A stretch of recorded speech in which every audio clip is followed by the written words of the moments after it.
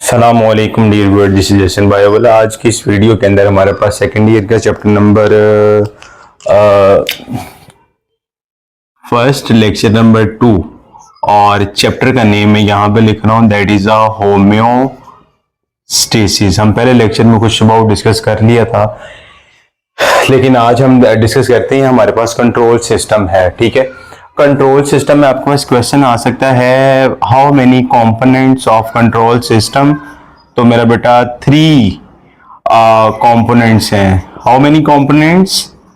There is a 3 components, only 3 components.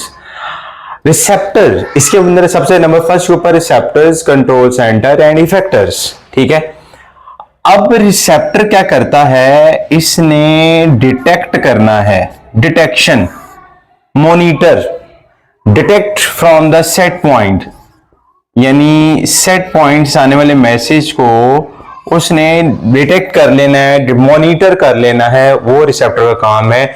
मिसाल के तौर पर एग्जांपल आपके पास आ जाते हैं मिकैनो रिसेप्टर, बड़े जबरदस्त है मिकैनो रिसेप्टर। उसके अलावा आपके पास आ जाते हैं थर्मो रिसेप्टर्स, थर्मो रिसेप्टर्स और भी डिफरेंट बॉडी में नॉजी रिसेप्टर्स होते हैं डिफरेंट तरह के। कंट्रोल सेंटर क्या है? कंट्रोल सेंटर एक ऐसा सेंटर है, कंट्रोल सिस्टम अलग सिस्टम है, कंट्रोल सिस्टम में 3 फैक्टर हैं, कंट्रोल सेंटर एक अलग चीज है। इशू ऑर्डर टू इफेक्टर, उसने ऑर्डर को पकड़ना है और इफेक्टर तक सेंड कर देना है according to change receive from the stimulus, जो उसने स्टिमुलस रिसीव करना है। ठीक है, इफेक्टर का काम है कि कोई ना कोई रिस्पॉन्स। अब कंट्रोल सेंटर लाइक एग्जांपल में अगर हम देखें तो उसमें आ जाता है ब्रेन और spinal cord, brain and spinal cord. और इफेक्टर का काम है उस चीज का हमें specific according to the given stimulus, according to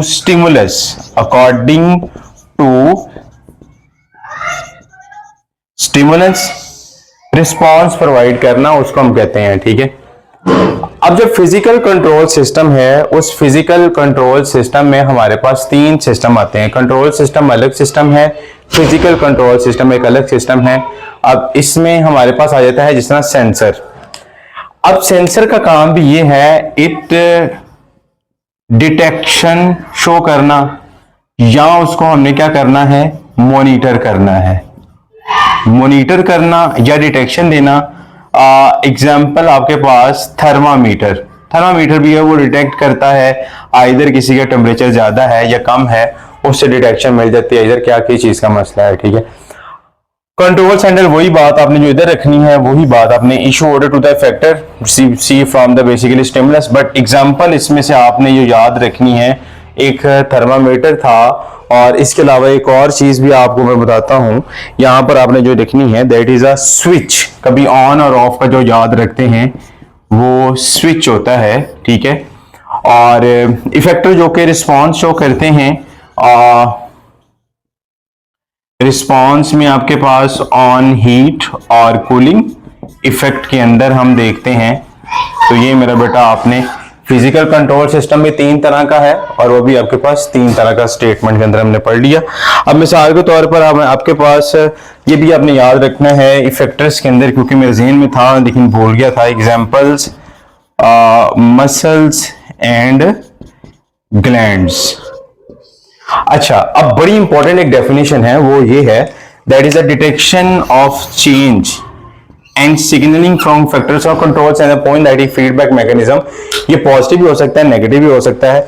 negative से मुराद है जिसमें स्टिमुलस अगेंस्ट हो। मिसाल के तौर पर शुगर का लेवल बॉडी में ज्यादा है, शुगर का लेवल ज्यादा होने से वो डिटेक्ट करेंगे सेल पैंक्रियाज के और वो इंसुलिन प्रोड्यूस करेंगे, और इंसुलिन क्या करेगी, शुगर के लेवल को कम करेगी। एक चीज ज्यादा हो रही है तो एक चीज कम करने के लिए आपके पास नेगेटिव फैक्टर है।